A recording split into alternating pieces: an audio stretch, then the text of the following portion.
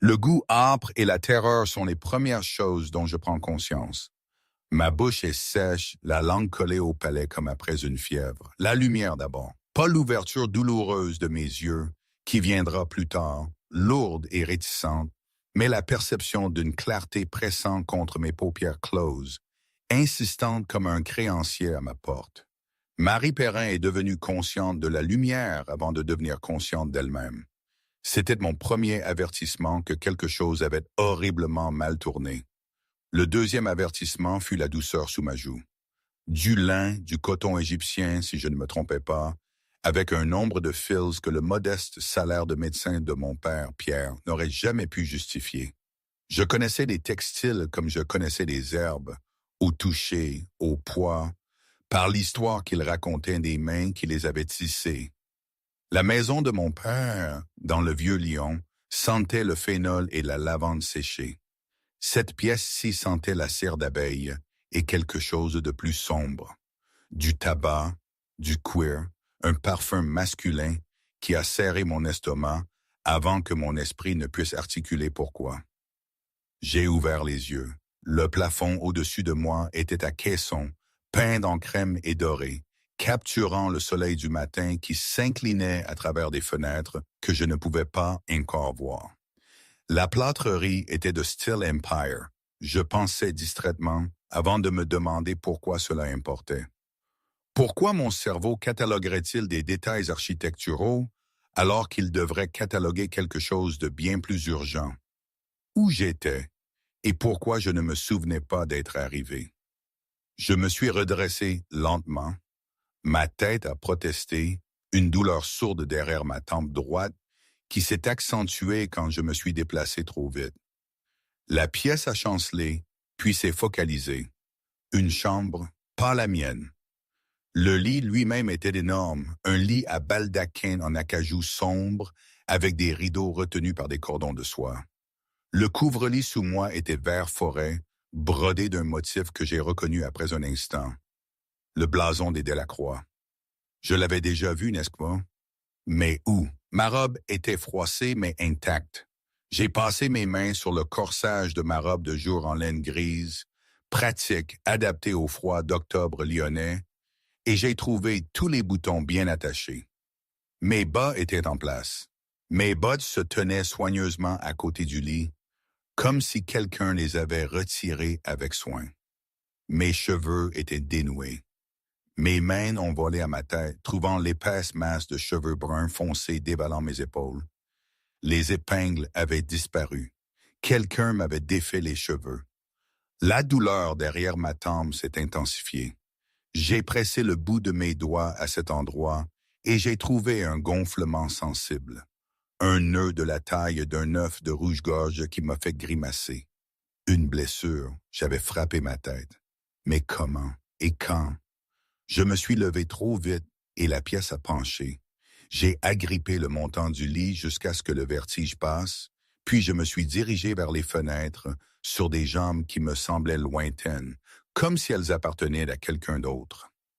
Lyon s'étendait en contrebas, gris et doré dans la lumière du matin. J'étais en hauteur, 3e étage, peut-être 4e. Les toits enchevêtrés du vieux Lyon s'étendaient au nord, un dédale médiéval de traboules et de passages, grimpant vers la basilique de Fourvière. Au sud, les terrasses haussmanniennes de la presqu'île s'alignaient en rangées ordonnées, rationnelles et planifiées, séparées du Rhône par les quais et les jardins. J'étais donc sur la presqu'île, dans une maison assez grande pour offrir cette vue, dans la chambre du comte de Delacroix. La connaissance est arrivée sans fanfare, une certitude qui a contourné la pensée consciente. Je connaissais cette pièce. J'avais déjà été ici. Pas dans ce lit. Mon Dieu, non. Pas dans ce lit, mais dans cette maison, récemment. Hier, avant-hier. J'ai pressé mon front contre la vitre froide et j'ai essayé de me souvenir. Il y avait eu une conférence, oui, à la Société médicale sur la rue de la République. Mon père m'avait emmené malgré les regards désapprobateurs des autres médecins qui croyaient que les femmes n'avaient pas leur place pour observer des démonstrations chirurgicales. Le docteur Dubois discutait des propriétés du chloroforme, ses applications. La mémoire s'est fracturée. J'ai cherché le moment suivant et n'ai trouvé que le vide, un néant où la soirée aurait dû être. Non, pas un vide complet. Quelque chose a vacillé aux confins, une impression de gars, des pavés mouillés par la pluie, l'odeur de cheval et de fumée de charbon. Une voix basse et urgente. Ne te retourne pas. La voix de qui? La porte s'est ouverte derrière moi. Je me suis retourné. Il y a un tambour soudain contre mes côtes. Une femme est entrée, pas jeune, peut-être 50 ans, avec des cheveux gris fer sévèrement, attachés sous une coiffe blanche. Une gouvernante, à en juger par le trousseau à sa taille et la qualité de sa robe de bombazin noir. La femme s'est arrêtée en me voyant debout. Son expression était soigneusement neutre, mais quelque chose bougeait dans ses yeux. Pitié, soulagement. « Mademoiselle Perrin », a dit la femme, son accent était lyonnais, des voyelles à peine adoucies par des années passées dans une maison de maître. « Vous êtes réveillée, Sébine, son seigneur voudra savoir. »« Son seigneur ?» Ma voix est sortie rauque, inutilisée. « Le comte de Delacroix ?»« Oui, mademoiselle, c'est sa maison, sa chambre. » La légère hésitation avant les derniers mots en disait long. Je vois, j'ai redressé ma colonne vertébrale, cherchant le sang-froid que mon père m'avait inculqué depuis l'enfance. La file d'un médecin apprend tôt à masquer les inconvenances avec dignité. Et depuis combien de temps suis-je ici? Depuis hier soir, mademoiselle. Près de minuit. C'est quand son seigneur vous a ramené. Vous étiez inconsciente. Le docteur Murat est venu vous examiner. Il a dit que vous aviez reçu un coup à la tête, mais rien ne semblait cassé. Il a conseillé du repos et de l'observation. Le regard de la gouvernante a glissé vers ma tempe. « Comment vous sentez-vous? » Ma tête me fait mal. Un euphémisme absurde, mais sinon... Madame Sophie? Mademoiselle, je suis la gouvernante ici. Madame Sophie, pourriez-vous me dire ce qui s'est passé? Le comte de Delacroix m'a ramené ici. Avez-vous dit? D'où? La pitié dans les yeux de Madame Sophie s'est approfondie. Vous ne vous souvenez pas? Non, l'aveu m'a coûté. Je me souviens d'une conférence à la Société médicale. Après cela, elle a gesticulé impuissante vers le vide, l'espace vide où des heures auraient dû être. Rien jusqu'à ce que je me réveille dans cette pièce. Les lèvres de Madame Sophie se sont serrées en une fine ligne. C'est une question pour son seigneur, mademoiselle. Il vous attend dans la bibliothèque. Si vous êtes assez bien, je vous y conduirai. Je suis assez bien. Je ne l'étais pas. Pas vraiment. Ma tête battait et mes jambes me semblaient molles. Et sous l'inconfort physique, il y avait quelque chose de pire. La peur rampante de ne pas savoir, de manquer des heures que tout le monde se souvenait, de me réveiller dans le lit d'un homme étrange sans aucun souvenir de la façon dont j'étais arrivé là. Mais j'étais une Perrin, et les Perrins ne s'évanouissaient pas, ne s'affolaient pas et ne succombaient pas aux vapeurs. Elles faisaient en face aux vérités désagréables avec des yeux clairs, même quand ces vérités attendaient dans une bibliothèque portant le visage d'un conte. Madame Sophie m'a conduite dans un couloir bordé de portraits des Delacroix à travers les siècles, à en juger par les variations de mode aristocratique. Nous avons descendu un escalier qui s'incurvait gracieusement jusqu'au rez-de-chaussée, où la lumière d'automne inondait de hautes fenêtres. La maison était belle, d'une manière austère, plus un refuge d'érudits qu'un joyau de nobles. Des livres partout, ai-je remarqué, empilés sur des tables de vestibule, entassés sur des sièges de fenêtres, comme si quelqu'un avait lu et simplement abandonné des volumes partout où l'envie lui en prenait. La porte de la bibliothèque était ouverte. « Mademoiselle Perrin, monseigneur, » a annoncé Madame Sophie, puis elle s'est retirée avec une rapidité qui suggérait une longue pratique à laisser son employeur gérer seul les situations délicates. Je suis entré dans la pièce. Il se tenait de dos à moi, silhouette sombre devant les fenêtres qui donnaient sur le jardin. Grand. J'avais su qu'il serait grand, bien que je n'aurais pas pu dire pourquoi, avec des cheveux foncés qui nécessitaient une coupe et des épaules qui tendaient légèrement contre son manteau. Il ne s'est pas retourné à mon entrée, bien que je savais qu'il m'avait entendu. Je pouvais le voir à la soudaine immobilité de sa posture, à la façon dont sa main se serrait sur le rebord de la fenêtre. Comte de Delacroix, ai-je dit. Il s'est tourné. La première chose que j'ai remarquée était la cicatrice. Elle courait de sa tempe gauche à sa mâchoire, une ligne blanche qui tordait le coin de sa bouche en une grimace permanente. Une vieille blessure mal cicatrisée, le genre de blessure qui parlait de guerre ou d'accident, de douleur qui avait duré bien après le retrait de la lame. La deuxième chose que j'ai remarquée était ses yeux, gris, de la couleur de la brume matinale de Lyon, et actuellement fixés sur moi avec une intensité qui m'a coupé le souffle. Mademoiselle Perrin. Sa voix était plus rude que je ne m'y attendais, texturée comme la pierre. Vous êtes réveillée. Comment vous sentez-vous? Confuse, ai-je dit honnêtement. Madame Sophie a dit que vous m'aviez ramené ici hier soir, que je m'étais blessé la tête. Oui. Il n'a pas élaboré, s'est contenté de me regarder avec ses yeux troublants. Je ne me souviens pas. Les mots sonnaient comme un aveu d'échec. Je me souviens avoir quitté la société médicale avec mon père vers 5 heures. Il est allé rendre visite à un patient dans un quartier éloigné. J'avais l'intention de rentrer chez moi. Après cela, j'ai touché l'endroit sensible sur ma tempe. Rien, jusqu'à ce que je me réveille dans votre lit.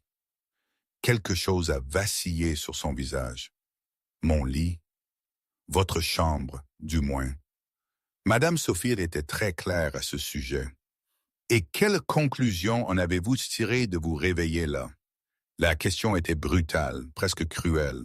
Elle exigeait de l'honnêteté. Plusieurs, ai-je dit, aucune d'elles agréable, aucune d'elles propice à ma réputation si elle venait à être connue. J'ai soutenu son regard carrément.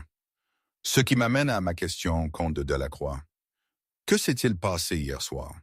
Il est resté silencieux pendant un long moment, puis, incroyablement, il a souri. Ce n'était pas une expression agréable. La cicatrice la tordait en quelque chose d'amer, mais il y avait de l'humour en elle néanmoins. Ça, a-t-il dit, est la question à laquelle j'espérais que vous pourriez répondre. Le souvenir m'est revenu plus tard ce matin-là, après que j'eus bu le thé que Madame Sophie m'avait apporté et mangé le pain grillé dont je n'avais pas envie. Il est arrivé sans avertissement, un fragment libéré de l'obscurité. La pluie, le ciel s'ouvrant alors que je me hâtais sur la rue de la République, mon parapluie un bouclier inutile contre la pluie battante lyonnaise. Mon père avait pris la calèche pour le quartier éloigné, et j'avais été trop fier pour attendre, trop désireuse de retourner à mes livres et à mes spécimens. Toujours trop désireuse, disait mon père, trop prompte à croire que je pouvais naviguer seul dans la ville. La pluie avait chassé la plupart des gens à l'intérieur. La rue était presque vide, les fenêtres éclairées au gaz brillant chaudement contre la grisaille d'octobre. J'aurais dû hélaire un fiacre, j'aurais dû attendre sous un haut vent que le pire passe. Au lieu de cela, j'avais pressé le pas, la tête baissée, mes bottes éclaboussant les flaques. Je ne l'ai pas vu avant qu'il ne sorte des ombres d'une traboule. Mademoiselle Perrin, je connaissais cette voix. Je la connaissais, bien que je ne puisse pas la situer. Je ne pouvais pas relier le son à un visage à travers la pluie et l'obscurité. Une voix de gentleman, éduquée, avec un certain tranchant sous la courtoisie. Je suis désolé, avais-je dit, levant les yeux à travers la pluie. Est-ce que je vous connais? Vous me connaîtrez. 2 mots presque doux. Puis quelque chose a bougé dans l'obscurité derrière lui, et je me suis retourné pour courir. Le souvenir s'est arrêté là, coupé aussi nettement qu'un scalpel dans la chair. J'ai posé ma tasse de thé avec une main qui a presque tremblé. Le comte de Delacroix était assis en face de moi dans la bibliothèque, me regardant avec la même concentration troublante. Il avait dit très peu de choses après sa déclaration énigmatique. Il m'avait simplement offert du thé et avait attendu comme s'il savait que les souvenirs viendraient. Quelqu'un m'a parlé, et je dis maintenant. Sur la rue de la République, un homme. Il connaissait mon nom. L'expression du comte n'a pas changé, mais quelque chose s'est tendu autour de ses yeux. À quoi ressemblait-il? Je ne pouvais pas voir. Il faisait noir, il pleuvait. Il est sorti d'une traboule, un des passages étroits entre les bâtiments. Je n'ai pas reconnu sa voix, mais j'ai froncé les sourcils, cherchant l'impression. Il parlait comme s'il me connaissait, comme si nous nous étions déjà rencontrés. Et puis quelqu'un d'autre était là derrière lui. J'ai essayé de courir. J'ai touché de nouveau ma tempe. J'ai dû tomber, me cogner la tête. Vous n'êtes pas tombé, a dit le comte de Delacroix calmement. Vous avez été frappé. La pièce a semblé se contracter autour de ces mots. Frappé? Oui, je vous ai trouvé inconsciente dans la traboule de la Croix-Rousse vers 9 heures. Vous aviez une blessure à la tête compatible avec un coup par derrière.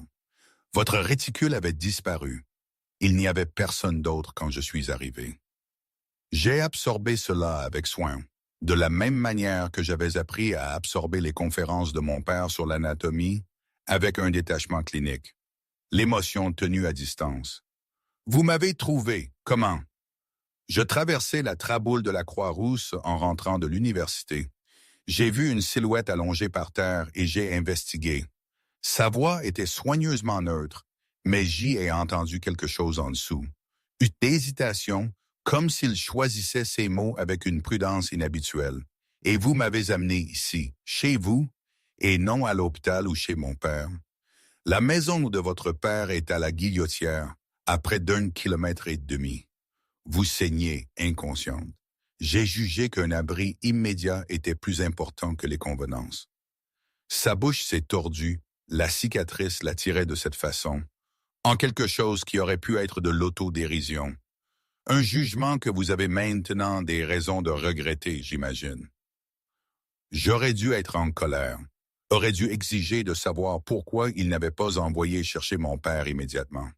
Pourquoi il m'avait gardé chez lui pendant la nuit, dans sa chambre.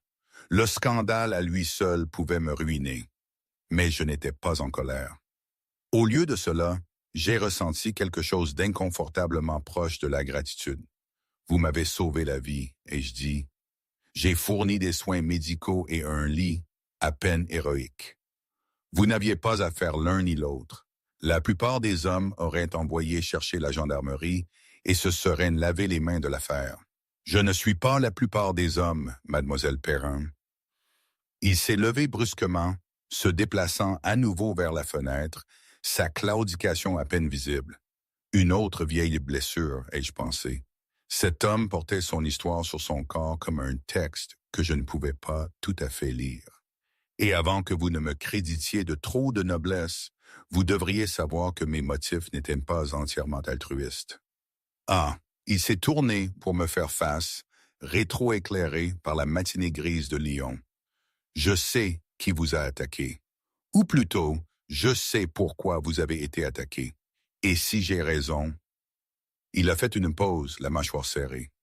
Si j'ai raison, alors votre vie est toujours en danger. Et la mienne aussi. Attendez un instant. Ici, je dois faire une pause dans le récit. Franchement, toute cette situation, ce réveil dans le lit d'un homme que je connaissais à peine, ce danger latent qu'il annonçait si calmement, c'était d'un absurde total. Je veux dire, pensez-y. Une femme respectable, fille de médecin, se retrouve mêlée à une histoire de meurtre et de conspiration juste parce qu'elle a eu la malchance de se faire agresser et qu'un comte excentrique la ramène chez lui au lieu de la laisser à l'hôpital. Dans ma jeunesse, j'aurais cru à un de ces romans, à sensation que ma mère lisait en cachette. Mais c'était réel, palpable, avec la douleur lancinante dans ma tente pour le prouver. J'étais partagé entre la peur et une curieuse sorte de fascination. Qui était cet homme, Julien Delacroix? Et pourquoi, malgré son aura de danger et ses paroles dérangeantes, j'avais l'impression qu'il était le seul à pouvoir m'aider à comprendre ce gâchis? C'était d'une sensation étrange, un mélange d'alarme et de certitude que je n'avais jamais ressenti auparavant. Retour à l'histoire. Mon père est arrivé 1 heure plus tard, essoufflé et les yeux écarquillés d'une manière que le docteur Pierre Perrin ne s'autorisait jamais à apparaître en public. Il avait reçu le mot du messager du comte à l'aube, expliqua Julien, et était venu dès que ses tournées matinales le lui avaient permis. Marie, mon père m'a serré les mains, ses doigts de médecin trouvant mon pouls par instinct. Dieu merci. Madame Bertrand a dit que tu n'étais pas rentré hier soir. J'ai pensé, il s'est interrompu, la gorge serrée. J'ai pensé au pire. Je vais bien, père, vraiment. Ma tête me fait mal, mais le médecin du comte m'a examiné. Il n'y a pas de blessure grave. Le regard de mon père s'est tourné vers le comte, silencieux près de la cheminée. Quelque chose a passé entre les deux hommes, un échange que je ne pouvais pas interpréter. Monseigneur, a dit mon père, je vous suis redevable. Vous n'êtes redevable à personne, Dr. Perrin. J'ai fait ce que n'importe qui aurait fait. Vous avez fait beaucoup plus que cela. La voix de mon père était lourde de sens, et je comprends la discrétion requise en la matière. Le comte de Delacroix a incliné la tête. La réputation de votre fille est d'une importance capitale. Madame Sophie a reçu l'ordre de ne rien dire de la présence de Mademoiselle Perrin ici. Pour ce qui est de la maison, j'avais un invité qui est tombé malade et a nécessité des soins de nuit. Rien de plus. Et l'attaque elle-même, il est préférable d'en discuter en privé, je pense. Le regard du comte a glissé vers moi. Tous les trois, ils se sont installés dans des fauteuils disposés autour de la table de lecture centrale de la bibliothèque. Une conférence particulière. Médecin, fille et noble. Madame Sophie a apporté plus de thé, son expression soigneusement neutre, puis s'est retirée avec la même discrétion qu'elle avait montrée plus tôt. Le comte de Delacroix a parlé en premier. Il y a 3 semaines, j'ai reçu une lettre non signée, livrée à la main dans mes appartements à l'université. Elle contenait des informations sur la mort de mon père. Votre père est mort il y a 5 ans, a dit mon père lentement. Dans un accident de cheval, c'était la version officielle. La lettre suggérait le contraire. Elle affirmait qu'il avait été assassiné et que les preuves de son meurtre avaient été supprimées par des personnes en position de pouvoir considérable. Je me suis penché en avant malgré moi. Quelle preuve? La lettre ne le précisait pas. Elle disait seulement qu'un médecin avait effectué une autopsie privée à la demande de ma mère et que les conclusions contredisaient la cause officielle du décès. Elle disait que ce médecin avait caché des notes là où elles ne seraient pas trouvées par ceux qui voulaient que la mort de mon père soit classée comme accidentelle. « Et vous avez cru cela ?» a demandé mon père. Je ne savais pas quoi croire. La mort de mon père était arrangeante pour certaines parties. Il avait enquêté sur des irrégularités financières dans plusieurs des principales banques de Lyon. Il s'était fait des ennemis. La mâchoire du comte de Delacroix s'est serrée. J'avais toujours eu des doutes. La lettre a donné une voix à mes doutes. « Alors, vous avez commencé votre propre enquête, ai-je dit. « Oui, discrètement. J'ai fait des enquêtes parmi les anciens associés de mon père. J'ai examiné ses papiers et il y a 2 semaines, j'ai découvert le nom du médecin qui avait effectué l'autopsie privée. Il a regardé mon père. Le visage de mon père était devenu pâle. Non, le docteur Simon Delorme, votre mentor, l'homme qui vous a formé avant sa mort il y a 8 ans. Le silence qui a suivi était absolu. Mon esprit s'est emballé. Le docteur Delorme avait été le professeur de mon père, son ami le plus proche. J'avais 11 ans quand il est mort. La tuberculose, tout le monde avait dit, bien qu'il ait semblé en assez bonne santé quand je l'avais vu pour la dernière fois. Mon père avait fait son deuil pendant des mois. Delorme n'a jamais mentionné avoir effectué une autopsie sur le défunt comte, a dit mon père finalement. S'il avait des... je ne les ai jamais vus. Peut-être les a-t-il trop bien cachés. Ou peut-être... Le comte de Delacroix a hésité. Peut-être sa mort n'était-elle pas non plus de cause naturelle. Mon père s'est levé brusquement, arpentant la fenêtre. Vous suggérez une conspiration. Meurtre sur meurtre. C'est fantastique. L'Est, mon père a enquêté sur des crimes financiers. Votre mentor a effectué une autopsie qui a révélé un meurtre. Les 2 hommes sont morts. Et maintenant, le regard du comte s'est posé sur moi. Maintenant, quelqu'un a attaqué votre fille. Parce que je suis sa fille? Ai-je demandé. Parce que quiconque a tué votre père et le docteur Delorme croit que je pourrais avoir accès aux notes cachées. C'est mon hypothèse. Mon père s'est retourné de la fenêtre, son expression épuisée. C'est de la folie. Si ce que vous suggérez est vrai, s'il y a vraiment une conspiration de cette ampleur, alors nous sommes tous en danger. Nous devrions aller voir les autorités et leur dire quoi? La voix du comte de Delacroix était nette. Qu'une lettre anonyme affirme que mon père a été assassiné.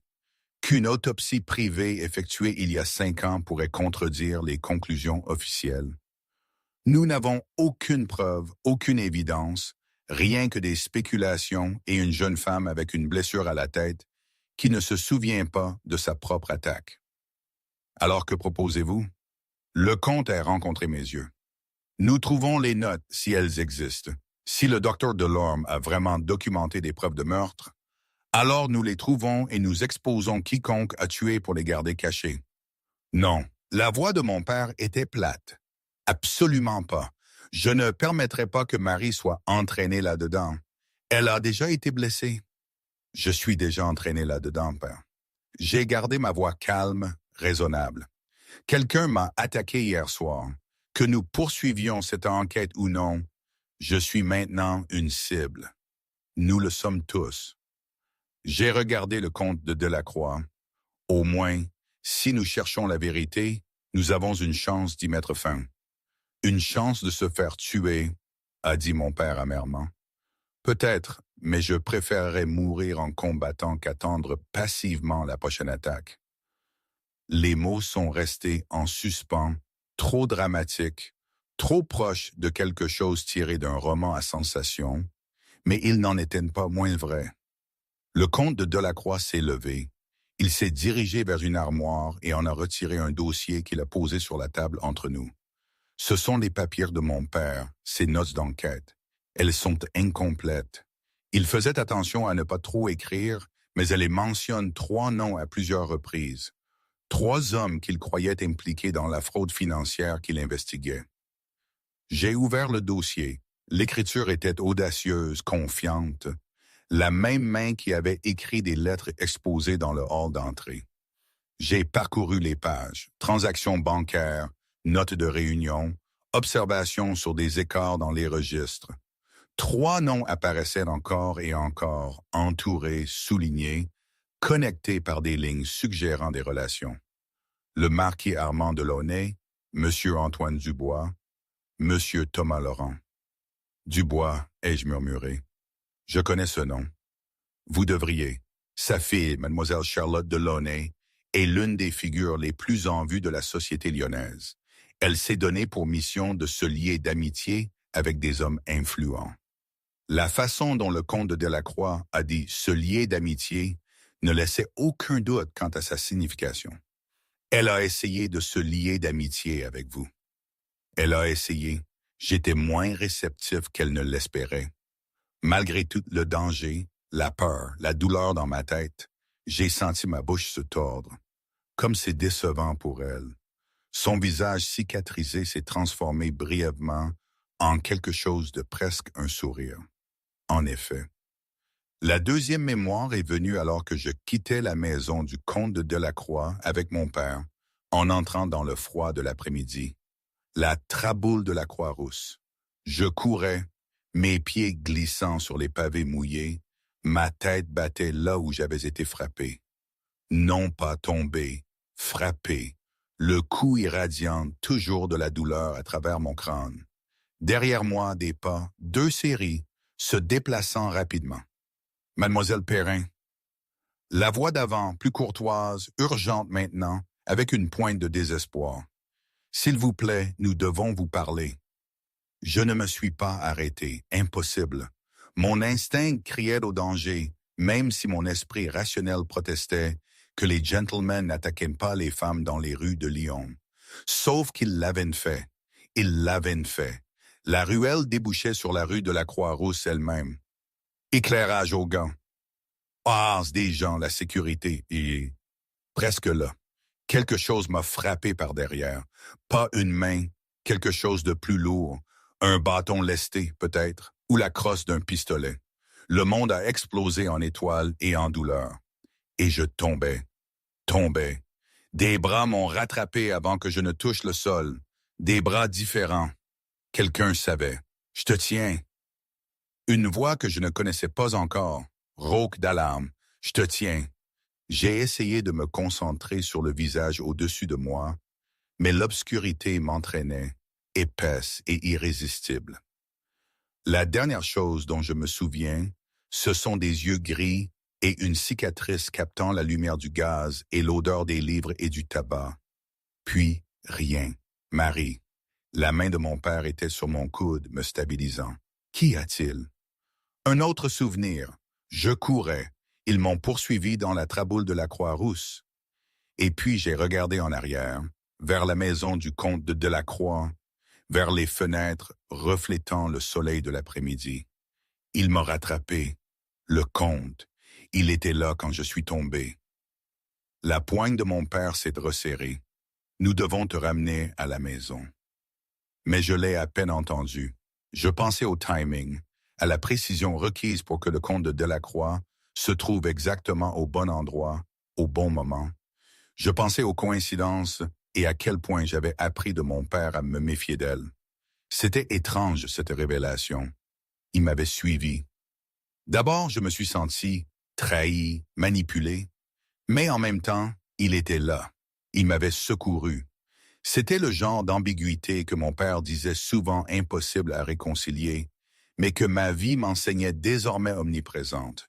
J'ai revu dans ma tête son visage cicatrisé, le sérieux dans ses yeux quand il parlait de danger, le ton de sa voix quand il disait qu'il savait pourquoi j'avais été attaqué. J'ai fait un rêve cette nuit-là du Dr. Delorme, non pas comme je l'avais vu pour la dernière fois, gris et diminué dans son lit de malade, mais comme il avait été quand j'étais enfant, vigoureux, vif d'esprit, avec des doigts tachés d'encre et un rire qui faisait trembler les fenêtres. C'était lui qui avait encouragé mon intérêt pour la médecine, m'avait glissé des textes d'anatomie quand mon père ne regardait pas. La fille a un cerveau, disait-il au Dr. Perrin, criminel de le gaspiller en aquarelle et broderie. Dans le rêve, nous étions dans son cabinet, des livres partout, le chaos organisé. Je me suis souvenu qu'il me montrait quelque chose, pointant du doigt une page d'un carnet en cuir. Tu dois comprendre, Marie, la vérité n'est pas toujours bienvenue. Parfois, elle est dangereuse. Quelle vérité? Mais il ne répondait pas. Il continuait seulement de pointer la page, des mots que je ne pouvais pas tout à fait lire, à la manière logique des rêves. Je me suis réveillé, haletante, l'image déjà s'estompant. Bon, sauf que j'avais déjà vu ce carnet, pas en rêve, en réalité. Dans le cabinet du Dr. Delorme il y a des années, un carnet en cuir avec un cadenas en laiton. Je me suis redressé dans mon lit, le cœur battant. Où le Dr. Delorme aurait-il caché quelque chose qu'il ne voulait pas qu'on trouve? Pas dans sa maison. Elle aurait été fouillée après sa mort, ses biens distribués ou vendus. Pas à l'hôpital où il travaillait. Trop de monde, trop de risques de découverte. Ou alors, la réponse est venue avec la certitude de la vérité. Quelque part où seules quelques personnes penseraient à regarder. Quelque part lié à son travail, mais séparé de sa vie publique. L'école d'anatomie. Le Dr. Delorme avait été l'un des fondateurs de l'école d'anatomie privée de Lyon, bien avant que l'université n'incorpore officiellement la formation médicale. L'école avait fermé après le scandale. Je ne pouvais pas me souvenir des détails, une affaire de voleur de corps. Mais le bâtiment tenait toujours, n'est-ce pas? Abandonné, verrouillé, oublié de tous, sauf de ceux qui y avaient étudié. Mon père y avait étudié, et le défunt comte de Delacroix aussi. J'ai attendu le matin pour renvoyer la note. Madame Bertrand, notre gouvernante, avait l'air sceptique quand je lui ai demandé de livrer un message à la résidence du comte de Delacroix, mais elle n'a pas argumenté. Peut-être a-t-elle senti qu'argumenter avec Marie dans cet état d'esprit serait futile. La réponse est venue en 2 heures. Mademoiselle Perrin, votre hypothèse est fondée. Rendez-vous à la bibliothèque de l'université à 14 heures. Venez seul si possible, bien que je soupçonne votre père d'insister pour vous accompagner. Détruisez cette note. La signature était simplement G, pas Delacroix, ni Julien, ni aucune signature formelle. Comme si nous étions déjà des conspirateurs, liés par des secrets et des dangers, dans une intimité qui dépassait les conventions sociales. J'ai tenu la note au-dessus de la bougie de ma chambre et je l'ai regardée brûler. Mon père a insisté pour m'accompagner. Bien qu'il ait été appelé presque immédiatement par une urgence, un accouchement difficile à Caluire qui nécessitait son expertise spécifique. Il m'a laissé à la bibliothèque avec des instructions strictes d'attendre à l'intérieur jusqu'à son retour. J'ai attendu exactement 5 minutes avant de trouver le compte. Il était dans la collection médicale, entouré de textes anatomiques, mais il a levé les yeux dès que je suis entré, comme s'il m'avait attendu. « Votre père a été appelé? » « Un patient. C'est pratique. » « Oui. » J'ai rencontré ses yeux, presque aussi pratiques que vous soyez dans la traboule de la Croix-Rousse au moment exact où j'ai été attaqué. À son crédit, il n'a pas dissimulé. Vous y avez réfléchi. J'ai réfléchi à plusieurs choses, y compris comment une lettre anonyme est arrivée pour vous il y a 3 semaines. Et maintenant, soudainement, votre enquête a entraîné mon père et moi. C'est une sacrée coïncidence. Je ne crois pas aux coïncidences. Ni moi, comte de Delacroix. Ils se sont regardés à travers la table de lecture. 2 personnes engagées dans un concours. Aucun n'avait accepté de commencer. Autour d'eux, la bibliothèque respirait le silence et l'odeur du vieux cuir. « Vous pensez que j'ai orchestré votre attaque ?» a-t-il dit finalement. « Je pense que vous étiez là très rapidement. Je pense que vous m'avez ramené chez vous plutôt qu'à l'hôpital ou chez mon père. Je pense que vous m'avez raconté une histoire de conspiration et de meurtre qui peut ou non être vraie et que vous l'avez fait d'une manière conçue pour solliciter mon aide. » J'ai fait une pause. Je pense aussi que malgré tout cela, vous dites probablement la vérité.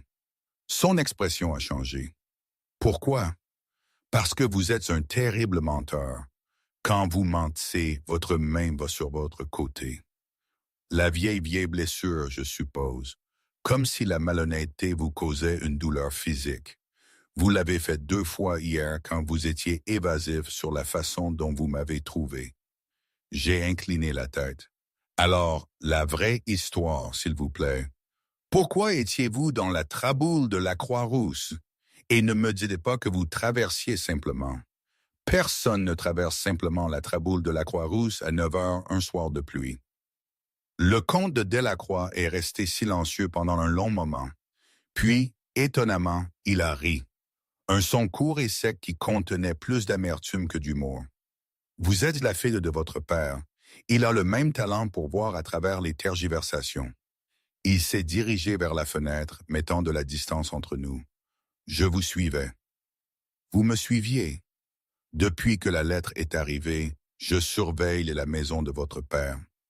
Je soupçonnais que quiconque voulait la mort de mon père garderait le secret. Il pourrait éventuellement cibler le Dr. Perrin ou sa famille. Vous êtes toutes 2 des sources potentielles d'informations sur les notes du Dr. Delorme. Il s'est retourné, son visage cicatrisé dur dans la lumière de l'après-midi. Quand vous avez quitté la conférence de la Société médicale seule, je vous ai suivi pour m'assurer que vous rentriez chez vous en toute sécurité. Je vous ai perdu de vue sous la pluie. Au moment où je vous ai retrouvé dans la traboule de la Croix-Rousse, vous aviez déjà été attaqué. J'ai absorbé cela. Vous nous espionniez depuis 3 semaines. Vous nous protégiez à notre insu ou sans notre consentement. M'auriez-vous cru si je vous avais abordé directement? Si je vous avais parlé de ma théorie sur la conspiration et le meurtre? Sa voix s'est enrouée. Ou m'auriez-vous rejeté comme un fou, un reclus cicatrisé, obsédé par son père mort? J'ai voulu le nier, mais l'honnêteté m'a obligé autrement. J'aurais pu être sceptique. Précisément. Alors j'ai regardé et j'ai attendu, et j'ai espéré me tromper sur le danger. Sa main est allée sur son côté. Je ne me suis pas trompé. Non. Je me suis rapproché, assez près pour voir les fines lignes autour de ses yeux. l'argent qui parsemait ses cheveux sombres. Non, vous ne vous êtes pas trompé. Et je vous dois ma vie à cause de votre attention. Ou vous êtes en danger à cause de mon enquête. On pourrait soutenir que j'ai empiré les choses. On pourrait aussi soutenir que le danger existait, que vous ayez enquêté ou non, que quiconque a tué votre père et le docteur Delorme finirait par s'en prendre à quiconque pourrait découvrir la vérité. J'ai soutenu son regard. Je ne suis pas en colère que vous me suiviez, comte de Delacroix. Je suis reconnaissante, mais j'insiste pour qu'à partir de ce moment, nous travaillions ensemble honnêtement. Plus de surveillance depuis les ombres. Plus de protection sans ma connaissance. Vous voulez être un partenaire à part entière dans cette enquête. Je suis une partenaire à part entière. Au moment où ils m'ont frappé, ils en ont fait une affaire personnelle. Quelque chose a changé dans son expression. Du respect, peut-être, ou de la reconnaissance. Votre père sera furieux. Mon père m'a élevé pour que je pense par moi-même. Il s'adaptera. Je me suis permis un petit sourire, éventuellement. Très bien, mademoiselle Perrin, partenaire. Il m'a tendu la main. Je l'ai prise. Sa paume était chaude, quelleuse à des endroits inattendus. Une main d'érudit, mais qui avait connu le labeur. Partenaire. Et si nous devons travailler ensemble, vous devriez probablement m'appeler Marie. Julien. Le nom sonnait étrange dans sa voix rude, trop intime pour une bibliothèque, trop personnel pour deux personnes qui se connaissaient à peine depuis un jour. Mais nous avions déjà dépassé les frontières sociales normales, n'est-ce pas bon? Au moment où je m'étais réveillé dans son lit, la bienséance était devenue une fiction désuète. Julien, ai-je répété, testant le nom. Maintenant, à propos de cette école d'anatomie, les souvenirs affluaient plus vite maintenant. Des pièces de puzzle se mettaient en place. J'étais porté. Des bras forts, l'odeur de la laine et de la pluie. Ma tête ballottait contre une poitrine solide. Chaque pas envoyait une onde à travers mon crâne, mais je ne pouvais pas communiquer cela. Impossible de faire fonctionner ma voix. Reste avec moi. La voix de Julien près de mon oreille. Marie, reste éveillée si tu peux. Comment connaissait-il mon nom? J'ai essayé de demander, mais les mots sont sortis confus. Chut, n'essaie pas de parler. Tu es blessé. Je t'emmène en sécurité. En sécurité? Était-il sûr? Je ne savais pas. Je ne pouvais pas me souvenir. Mais ses bras étaient fermes et sa voix était douce. Et l'obscurité m'entraînait de nouveau. Alors je me suis laissé faire confiance, parce que l'alternative était de me noyer dans la peur. C'est ça, a-t-il murmuré comme s'il pouvait sentir ma reddition. Fais-moi confiance, juste pour cette nuit. Tu pourras décider demain si je le mérite. Une porte s'ouvrait. Chaleur et lumière. La voix choquée de Madame Sophie. Monseigneur, quoi? Faites venir le docteur Murat maintenant et préparez ma chambre. Elle a besoin de se reposer quelque part. Votre chambre, monseigneur? Elle a besoin de se reposer quelque part, Madame Sophie, et je dois être certain qu'elle n'est pas laissée seule tant que nous ne sommes pas sûrs qu'elle n'est pas gravement blessée. J'étais porté à l'étage, posé sur quelque chose de doux, des mains douces, impersonnelles, retirant mes bottes, une couverture tirée sur moi, des doigts frais vérifiant mon pouls au poignet. « Dors maintenant », a dit Julien de quelque part au-dessus de moi. « Je veillerai sur toi. » Et parce que l'obscurité ne pouvait plus être niée, je l'ai fait. Je suis revenu au présent pour trouver Julien me regardant avec inquiétude. Un autre souvenir? Oui, j'ai pressé mes mains sur la table de lecture, me basant sur le bois solide. Je me souviens ce que vous m'avez porté, que vous m'avez amené chez vous. Bien, les souvenirs reviennent. Le Murat a dit qu'il le pourrait, à mesure que l'enflure se résorbe. Vous êtes resté avec moi. Cette nuit-là, vous avez veillé sur moi. Je voulais être certain que vous ne développiez pas de fièvre ou de délire. Les blessures à la tête peuvent être imprévisibles. Une explication clinique, raisonnable, sauf que je me souvenais de sa voix dans l'obscurité, de la douceur de ses mains, et je soupçonnais qu'il y avait plus que de la prudence médicale. « Merci », ai-je dit simplement. Il avait l'air mal à l'aise, comme si la gratitude était une langue qu'il ne parlait pas. « Nous devrions discuter de l'école d'anatomie. Si vous avez raison sur le Dr. Delorme qui y a caché ses notes, quand pouvons-nous la fouiller? » Ce soir, après la tombée de la nuit. Le bâtiment est censé être verrouillé et abandonné. Mais j'ai... Il a hésité. Des contacts. Je peux nous faire entrer. Des contacts. Cela signifie que vous avez déjà étudié cette possibilité. Cela signifie que j'y pense depuis que votre père a mentionné les habitudes de documentation obsessionnelle du Dr. Delorme. Si les notes existent, l'école d'anatomie est l'endroit logique. Il a fait une pause. C'est aussi dangereux. Si nous avons raison sur une conspiration, d'autres ont peut-être atteint la même conclusion. Nous pourrions tomber dans un piège. Alors nous serons prudents. Marie, ne me dites pas. J'ai levé la main. Ne me dites pas que c'est trop dangereux. Ne suggérez pas que je reste à la maison pendant que vous enquêtez. Je n'accepterai pas. J'allais dire, Julien a poursuivi avec une patience qui suggérait qu'il avait déjà affaire à des personnes têtues. Que si nous allons faire cela, nous devrions nous préparer correctement. Des armes, un plan, quelqu'un qui sait où nous sommes. Oh! J'ai senti la chaleur monter à mes joues. C'est censé. J'ai parfois des moments de bon sens. Ils sont rares, mais ils se produisent. Sa bouche cicatrisée s'est tordue en quelque chose de presque un sourire. 8 heures, rendez-vous aux portes de l'université. Portez des vêtements sombres et des bottes solides. Et Mademoiselle Perrin. Marie, ne dites pas à votre père où vous allez.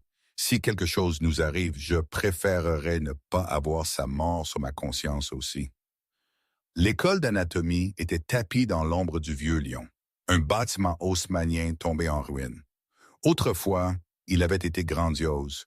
Je pouvais voir des traces de l'ancienne élégance dans la maçonnerie, les proportions des fenêtres, mais des décennies de négligence l'avaient transformé en quelque chose de gothique, presque sinistre. Des lianes grimpaient le long des murs. Les fenêtres étaient sombres, plusieurs brisées, comme des orbites vides. Joyeux, ai-je murmuré. Julien m'a jeté un coup d'œil, un sourcil levé. Il était vêtu de laine sombre, des vêtements pratiques qui n'annonçaient pas son titre. Sans son beau manteau et sa cravate, il aurait pu être n'importe qui. Un ouvrier, un clerc, un criminel. Seule sa démarche le trahissait. L'autorité inconsciente de quelqu'un habitué à commander. Des doutes? Absolument aucun, bien que j'admette que le cadre soit plutôt mélodramatique. Si nous rencontrons un fantôme, je vous tiendrai personnellement responsable. Son rire était discret, surpris, noté. Nous nous étions approchés par l'arrière, à travers une traboule qui serpentait entre les bâtiments comme un secret. La porte vers laquelle Julien m'a conduite était en bois, gonflée par l'humidité, mais elle s'est ouverte quand il a appliqué une pression exactement au bon endroit. Vos contacts connaissent bien ce bâtiment, ai-je observé. Mon père a étudié ici. Il me l'a montré une fois, il y a des années, quand j'envisageais la médecine. Pourquoi n'avez-vous pas poursuivi la médecine? Je veux dire, j'ai découvert que je préférais l'étude de l'histoire. Les morts des siècles passés sont moins dérangeants que les morts récents. Il a sorti une lanterne sombre de son manteau, l'allumant pour projeter un faisceau étroit, bien que cela dise peut-être quelque chose de peu flatteur sur ma constitution. À l'intérieur, l'école d'anatomie sentait la poussière et la décomposition. Nos pas résonnaient sur les carreaux cassés. La lumière de la lanterne a fait apercevoir ce qui avait été. Une salle de conférence avec des sièges étagés, une table de démonstration portant encore des tâches que je préférais ne pas identifier, des étagères vides des textes et des spécimens qui les avaient autrefois remplis. Le bureau du Dr. Delorme était au 2e étage, a dit Julien doucement. Et nous avons monté des escaliers qui grinçaient de manière alarmante sous notre poids. Mon cœur battait trop vite, ma bouche sèche d'une adrénaline que je reconnaissais en assistant mon père lors de procédures difficiles. Peur et excitation s'enchevêtraient jusqu'à ce que je ne puisse plus les séparer. Le couloir du deuxième étage s'étendait devant nous, des portes ouvertes comme des bouches. Julien se déplaçait avec un silence surprenant pour un homme de grande taille, sa claudication à peine perceptible. L'entraînement d'un soldat, ai-je pensé, ou peut-être juste la pratique de naviguer en étant blessé. Là, a-t-il indiqué, une porte au bout du couloir. Le bureau était plus petit que je ne l'avais prévu. Un bureau, une chaise, des étagères encastrées dans les murs, tout recouvert d'une poussière assez épaisse pour y écrire. Personne n'était venu ici depuis des années, du moins en apparence. Julien a balayé le faisceau de la lanterne à travers la pièce, et j'ai vu ce qu'il avait vu. Des empreintes de pas dans la poussière. Des récentes, à en juger par les bornettes. Quelqu'un d'autre était venu ici. Récemment. Eh bien, ai-je dit doucement, nous ne sommes pas les seuls à chercher. Non, Julien s'est dirigé vers le bureau, l'examinant attentivement sans le toucher. Mais ils n'ont pas trouvé ce qu'ils cherchaient, sinon ils n'auraient pas laissé le bureau aussi intact. Ils cherchaient, ne détruisaient pas de preuves. Comment savez-vous? Parce que s'ils avaient trouvé les notes de Delorme, ils auraient incendié cet endroit. C'est ce que je ferais si j'essayais de cacher un meurtre. La façon décontractée dont il l'a dit, la preuve évidente qu'il avait réfléchi à la logistique de la dissimulation d'un crime aurait dû m'alarmer. Au lieu de cela, je me suis senti rassuré. Mieux vaut avoir un partenaire qui comprenait les profondeurs de l'obscurité humaine qu'un qui supposait aveuglément le meilleur de tout le monde. Où votre père aurait-il caché quelque chose? Ai-je demandé. Pas dans ces endroits évidents, le bureau, les étagères, quelque part où seul quelqu'un qui le connaissait penserait à regarder. Julien est resté silencieux, le faisceau de la lanterne se déplaçant lentement sur les murs. C'était un professeur. Il croyait en l'éducation, en la transmission du savoir à la génération suivante. S'il avait des informations qu'il voulait préserver mais cachées, il les cacherait quelque part qu'un étudiant finirait par trouver, quelqu'un d'assez curieux pour regarder au-delà de la surface. Nous avons échangé des regards, la même pensée arrivant simultanément. Les livres, ai-je dit. Les étagères contenaient peut-être 2 douzaines de volumes, les débris d'une vie universitaire, des textes médicaux désuets, des traités philosophiques, une collection complète de Sir Walter Scott qui semblait étrangement déplacée.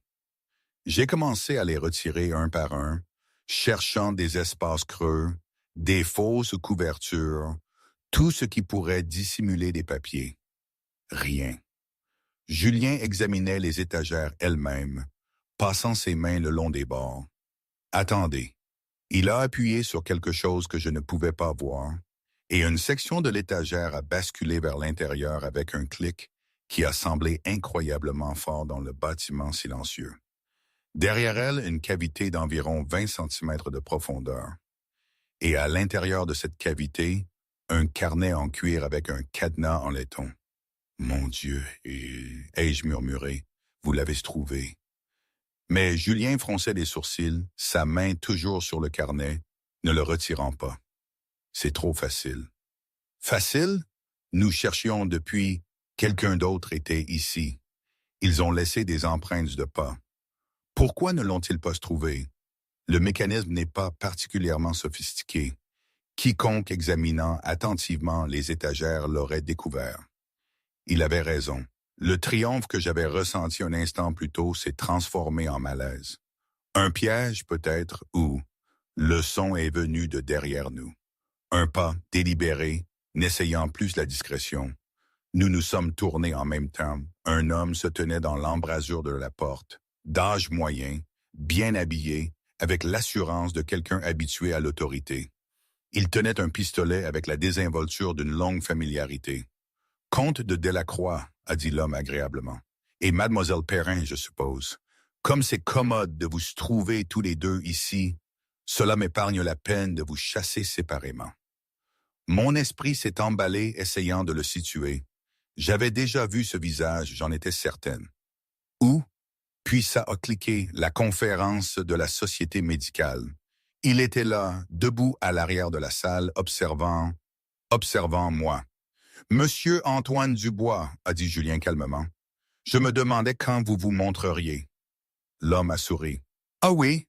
Comme c'est perspicace. Bien que pas assez perspicace, semble-t-il, pour éviter de tomber dans mon piège. Le carnet est un faux, ai-je dit. Vous l'avez placé ici. Vous attendiez de voir qui viendrait chercher. Très bien, mademoiselle Perrin. Votre père serait fier. Le sourire de monsieur Antoine Dubois s'est élargi, mais il n'a pas atteint ses yeux. La vraie question, bien sûr, est que faire de vous maintenant que vous êtes ici? Je pourrais vous tuer tous les deux, mais cela semble un gaspillage. Le comte de Delacroix enquête sur la mort de son père. Mademoiselle Perrin se remet d'un malheureux accident. Si vous deviez tous deux disparaître, des questions seraient posées. Alors, que voulez-vous? La voix de Julien était ferme, presque ennuyée, bien que je pouvais voir la tension dans ses épaules. Des informations. Les notes du Dr. Delorme existent bel et bien. Je le sais, mais je n'ai pas réussi à les localiser. Je pensais que vous seriez peut-être plus performant, comte de Delacroix. Après tout, vous connaissiez votre père. Vous pourriez comprendre où il aurait cherché, quelle connexion il aurait faite. Et si je refusais de partager cette information? L'expression de M. Antoine Dubois s'est durcie. Alors mademoiselle Perrin subira un autre accident, un accident fatal cette fois, et vous regarderez. La menace est restée en suspens, simple et brutale. Ma peur s'est cristallisée en colère. Vous avez tué le défunt comte, vous avez tué le docteur Delorme, combien d'autres? Seulement ceux qui menacent d'exposer ce qui doit rester caché. Il s'est raclé la gorge. Je n'y prends aucun plaisir, mademoiselle Perrin. Mais je suis pragmatique. Certaines vérités sont trop dangereuses pour être connues. Quelle vérité? A exigé Julien. Qu'est-ce qui pourrait justifier plusieurs meurtres? La vérité est que plusieurs des institutions financières les plus éminentes de Lyon sont bâties sur la fraude. Que des hommes respectables ont détourné des millions. Que toute la structure économique de cette ville s'effondrerait si les faits devenaient publics. La voix de M. Antoine Dubois était presque pleine de regrets. Votre père l'a compris, comte de Delacroix. J'ai essayé de le lui expliquer avant. Eh bien, il était trop rigide, trop préoccupé par des notions abstraites de justice. Il ne pouvait pas voir le bien commun.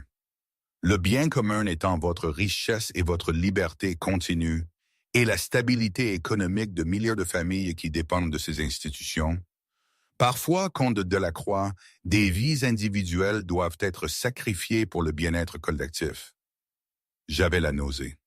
La façon décontractée dont il parlait de meurtre, comme si ce n'était qu'une nécessité désagréable, révélait un vide moral qui me terrifiait plus que le pistolet dans sa main. Mais j'ai gardé ma voix calme. Les notes du Dr. Delorme précisent vos crimes avec une précision exquise. L'homme était obsessionnel sur la documentation. Il a effectué une autopsie sur le défunt comte et a découvert des preuves d'empoisonnement. Pire, il a relié cet empoisonnement à moi par le timing. Le comte avait dîné chez moi la nuit précédant sa mort. Le soi-disant accident de cheval n'était qu'une façon de se débarrasser du corps. Monsieur Antoine Dubois a soupiré. Je ne pouvais pas le laisser révéler cette information. Malheureusement, le docteur Delorme était plus malin que je ne l'avais prévu. Il a caché ses découvertes avant que je ne puisse l'arrêter. Et vous les avez cherchées depuis. Pendant 8 ans, j'ai fait surveiller ce bâtiment, la maison de votre père, quiconque aurait pu recevoir les notes. Mais Delorme était minutieux. Il n'a laissé aucune trace évidente. Pourtant, vous pensez que nous pouvons trouver ce que vous avez manqué? Je pense que le comte de Delacroix pourrait avoir des aperçus que je n'ai pas. Des yeux neufs, une perspective fraîche. Et je pense que mademoiselle Perrin, en tant que fille du protégé de Delorme, pourrait se souvenir de détails de son enfance qui pourraient s'avérer utiles. Il a fait un geste avec le pistolet. Alors voici mon offre. Travaillez avec moi.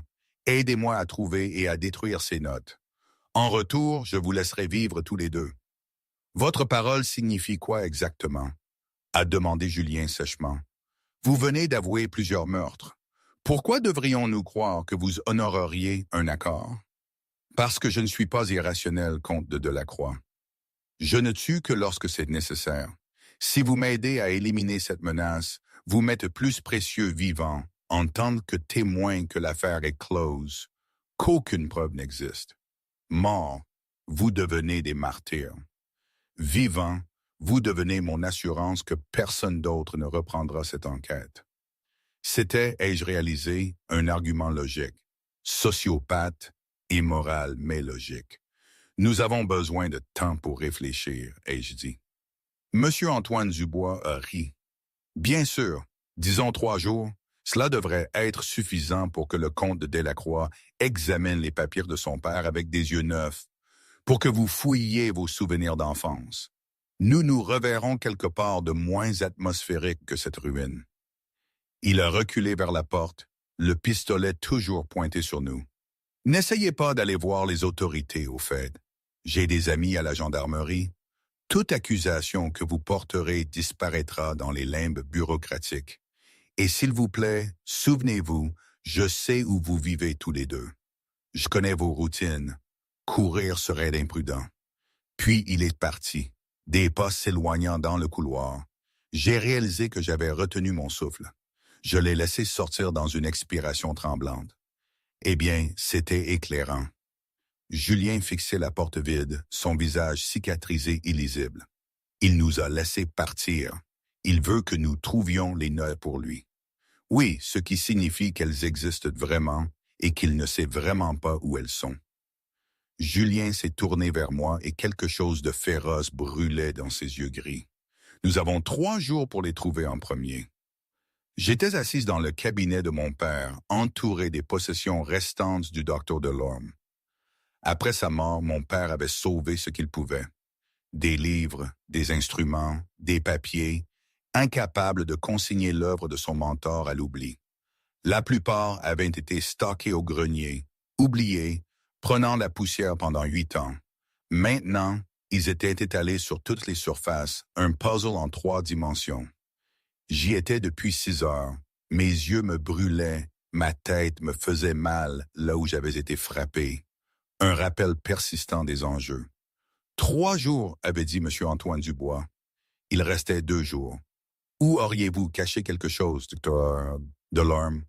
Où mettriez-vous quelque chose que vous vouliez qu'on trouve, mais seulement par la bonne personne? J'ai fermé les yeux, repensant. J'avais 11 ans quand il est mort.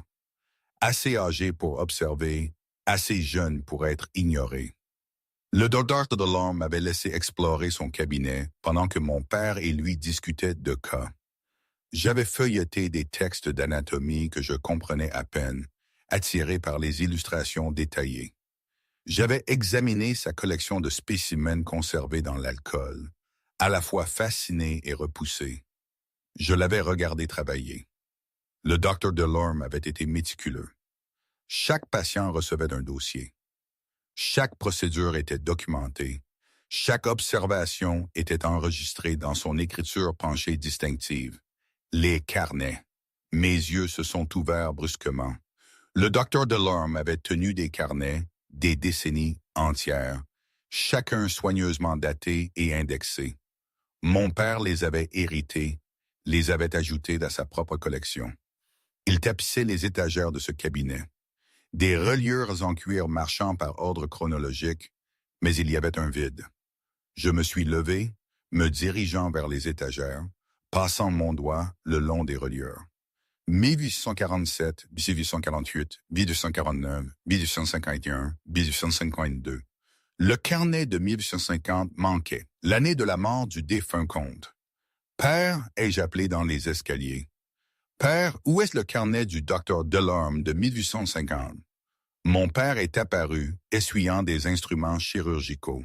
Il avait nettoyé son équipement après un après-midi de visite à domicile. 1850, je ne me souviens pas. Il devrait être avec les autres. Il ne l'est pas. C'est le seul qui manque. Mon père a froncé les sourcils, descendant les escaliers. Il a examiné l'étagère lui-même, confirmant ce que j'avais trouvé. C'est étrange, je suis certain d'avoir la collection complète. L'auriez-vous prêté à quelqu'un?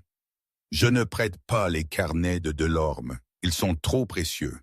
Il a fait une pause, réfléchissant. Attendez, il y a eu une demande. Peu après sa mort, un collègue a demandé à consulter ses notes sur une procédure spécifique. J'ai refusé, mais il a insisté. Un chirurgien éminent, quelqu'un d'influent. J'ai finalement accepté de le laisser examiner le carnet ici, dans ce cabinet, sous surveillance. Je l'ai surveillé tout le temps. Il l'a rendu avant de partir. Qui était-ce? Monsieur Antoine Dubois. Le nom est tombé entre nous comme une pierre dans l'eau calme. Il avait le carnet de 1850, ai-je dit lentement. Il a dû le prendre à ce moment-là, en substituer un faux, ou simplement le glisser dans son manteau pendant que vous étiez distrait. Il l'a depuis 8 ans. Alors pourquoi cherche-t-il encore s'il a les notes d'autopsie? Parce qu'avoir une copie ne suffit pas. Il doit être certain qu'il n'y a pas d'autres copies, pas d'autres preuves. Il est paranoïaque et à juste titre. Le docteur Delorme était minutieux. Il aurait pu documenter ses découvertes à plusieurs endroits. Mon père s'est effondré dans son fauteuil, paraissant soudain plus âgé. J'ai donné à Dubois accès au travail de Delorme. Je l'ai aidé à dissimuler un meurtre. Vous ne saviez pas. J'aurais dû savoir. Aurais dû demander pourquoi il voulait ce carnet spécifique. Aurait dû être plus prudent. Il m'a levé les yeux, le regard hanté. Marie, si Dubois nous surveille depuis des années, attendant de voir si nous découvrons le secret de Delorme, tu es en danger constant. Nous le sommes tous les deux. Oui, je l'ai dit calmement, bien que mon cœur battait la chamade. C'est pourquoi nous devons trouver toute preuve restante avant lui. Père pensé, le docteur. Delorme a-t-il gardé des registres ailleurs? Avait-il un autre cabinet, un autre endroit où il aurait pu stocker des informations sensibles? Il avait des chambres à l'hôpital, mais elles ont été vidées après sa mort. Et sa maison? Vivait-il seul? Il avait une maison à la Croix-Rousse, un petit endroit, rien de grandiose. Après sa mort, sa sœur en a hérité. Elle l'a vendu presque immédiatement. Elle vivait en Provence, n'avait aucune utilité pour une propriété lyonnaise. Mon père a fait une pause. Cependant, maintenant que j'y pense, elle a mentionné quelque chose d'étrange en réglant ses affaires.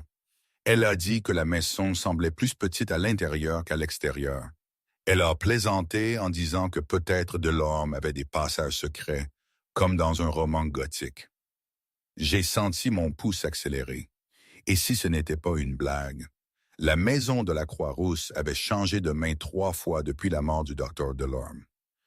Actuellement, elle appartenait à une veuve nommée Madame Rousset, qui, selon les registres publics, avait passé le dernier mois à visiter sa famille à Valence. C'était, a noté Julienne en examinant les fenêtres assombries, remarquablement pratique pour leur dessin. Allons-nous vraiment cambrioler une résidence privée? Ai-je murmuré à côté de lui.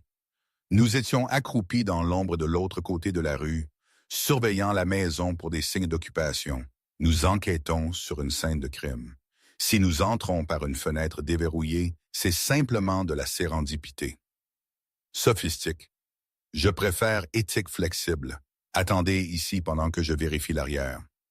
Mais je l'ai suivi quand même, me déplaçant avec une furtivité surprenante pour quelqu'un d'inhabituel au délit d'intrusion. Julien s'est retrouvé à moitié admiratif, à moitié alarmé par ma détermination. La porte arrière était verrouillée, mais la fenêtre de la cuisine ne l'était pas. Julien m'a aidé à passer. J'étais plus légère, plus agile, et j'ai ouvert la porte de l'intérieur. Je vais définitivement aller en enfer. Ai-je marmonné en entrant? Je vous garderai une place. La maison était petite, comme l'avait dit le docteur Perrin, un rez-de-chaussée avec cuisine et salon, un étage supérieur contenant probablement des chambres. Rien de remarquable dans l'agencement ou la décoration. Madame Rousset l'avait meublé dans le style moderne, tout en tapis orientaux et meubles capitonnés. Mais j'avais raison sur les dimensions. Julien a arpenté le rez-de-chaussée, comptant les pas, comparant les mesures intérieures à l'extérieur. Le salon devrait s'étendre de 4 pieds de plus dans cette direction, a-t-il dit, indiquant le mur est. Mais ce n'est pas le cas. Il manque de l'espace. Une pièce cachée possiblement, ou juste une mauvaise construction. Mais étant donné ce que nous savons du docteur Delorme, il a examiné le mur, passant ses mains sur le papier peint floqué, appuyant doucement pour tester les espaces creux. Rien. J'étais passé à la cheminée. Julien, regardez ça. Le manteau était en bois sculpté, un excès victorien avec des fruits et des fleurs rendus avec des détails complexes. Mais une section, une rose sculptée, semblait différente des autres. Plus neuve peut-être, ou faite d'un bois différent. J'ai appuyé dessus. Une section du mur à côté de la cheminée a basculé vers l'intérieur avec un doux clic. « Mon Dieu » a murmuré Julien. La pièce cachée au-delà était minuscule, à peine assez grande pour qu'une personne puisse se tenir debout. Des étagères tapissaient les murs, et sur ces étagères, des bocaux. Des douzaines, chacun étiqueté de la main distinctive du docteur Delorme. Des spécimens humains. Il gardait des preuves, ai-je dit calmement, des preuves physiques des crimes qu'il a documentés. Julien est entré dans le petit espace examinant les bocaux à la lumière de la lanterne. Chaque étiquette était datée et paraphée. Il en a trouvé une marquée juillet 1850, LH, les initiales du défunt comte. À l'intérieur, conservés dans l'alcool, des échantillons de tissu, foie, estomac, reine. Il a gardé des échantillons de l'autopsie, a dit Julien, sa voix rauque d'émotion. Des échantillons qui pourraient être testés pour le poison. Plus que cela, j'avais trouvé quelque chose sur l'étagère du bas. Une petite malle verrouillée avec un mécanisme simple qui a cédé à mon épingle à cheveux après un instant de travail. À l'intérieur des carnets, 4 d'entre eux, y compris celui de 1850. Des copies, ai-je dit, de l'émerveillement dans ma voix. Il a fait des copies de ces registres les plus sensibles et les a cachés ici. Julien a pris le carnet de 1850, l'ouvrant à une page au hasard. 12 juillet 1850, examen complet de RH, comte de Delacroix. Constatation, décès non compatible avec un accident de cheval tel que rapporté. Trauma significatif aux organes internes, en particulier le foie et les reins, montrant des dommages caractéristiques d'un empoisonnement aux métaux lourds. Symptômes rapportés par la famille avant le décès, faiblesse, tremblement, décoloration de la peau, soutiennent cette conclusion. Des échantillons de tissu ont été prélevés pour une analyse future si des questions devaient en surgir.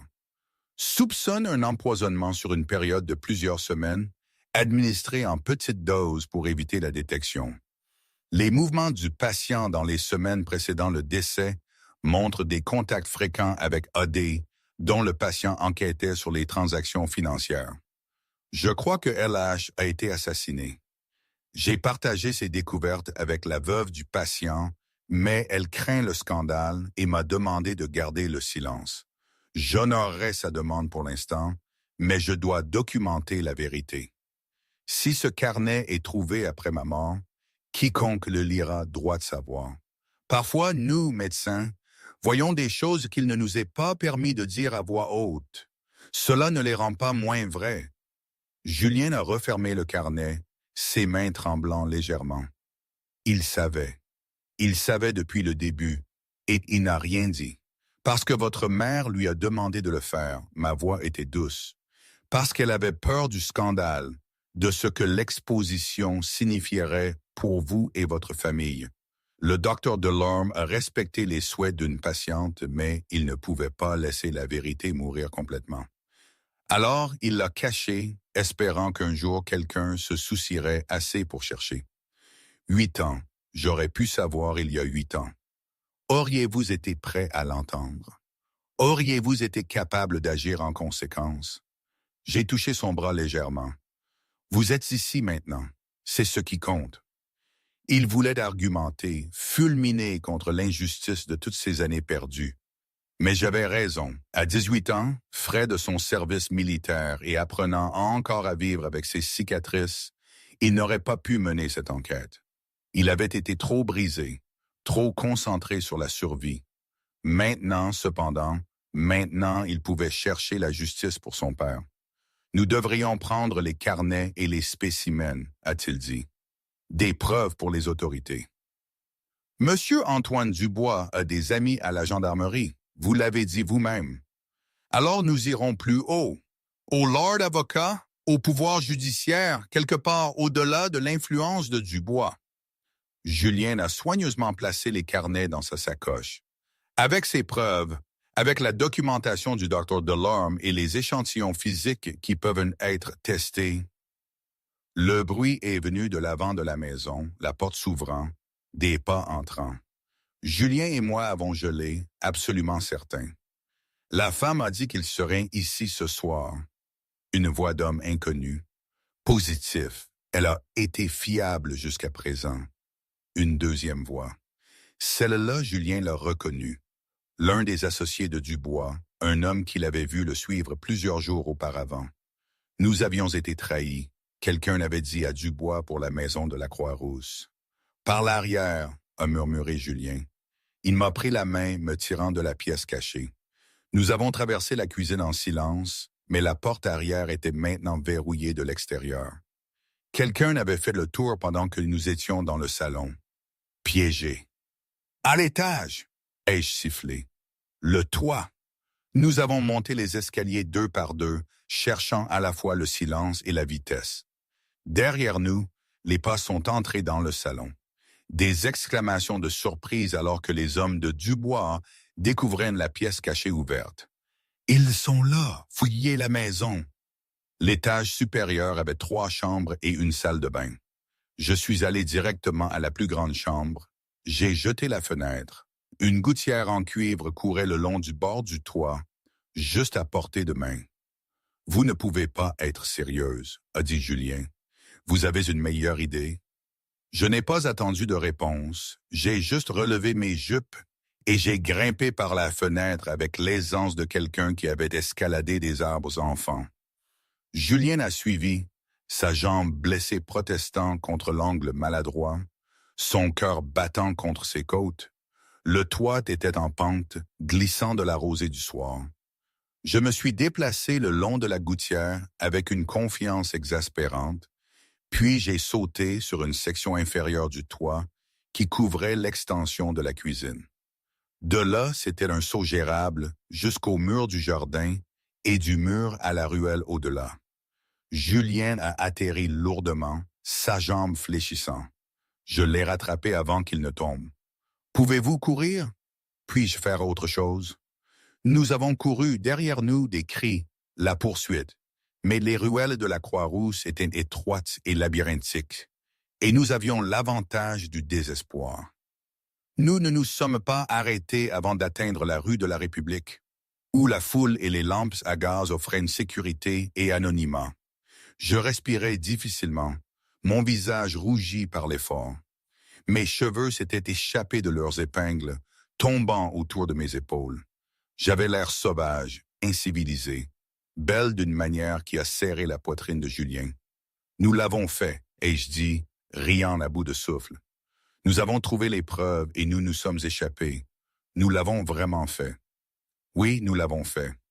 Il a soulevé la sacoche contenant les carnets. Maintenant, il ne nous reste plus qu'à rester en vie assez longtemps pour la livrer à quelqu'un qui pourra l'utiliser. Mon rire s'est éteint. Dubois saura que nous avons les carnets maintenant. Il viendra nous chercher. Oui. Alors que faisons-nous? Julien m'a regardé, cette femme courageuse, brillante, qui avait été entraînée dans le danger à cause de son enquête, qui avait été attaquée, terrorisée et presque tuée, et qui se tenait encore ici, demandant ce qui venait ensuite, au lieu de fuir en sécurité. Nous terminons cela, a-t-il dit, ensemble. Nous faisons tomber M. Antoine Dubois et tous ceux qui sont complices du meurtre de mon père. Nous exposons la fraude, la corruption, tout. C'est incroyablement dangereux. Oui, nous pourrions mourir. Oui, j'ai souri féroce et brillante. Je détesterais que ce soit facile. Les bureaux du Lord avocat Jean Mallard occupaient un bâtiment, place des terreaux, pierre et autorité à parts égales. Julien et moi sommes arrivés à l'aube avant que la bureaucratie du jour ne puisse créer des obstacles.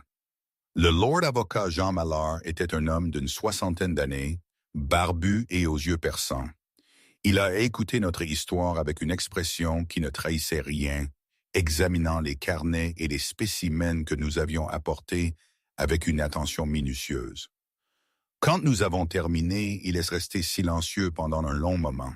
« C'est une accusation assez lourde », a-t-il dit finalement. « Monsieur Antoine Dubois est un citoyen éminent, un bienfaiteur de la ville.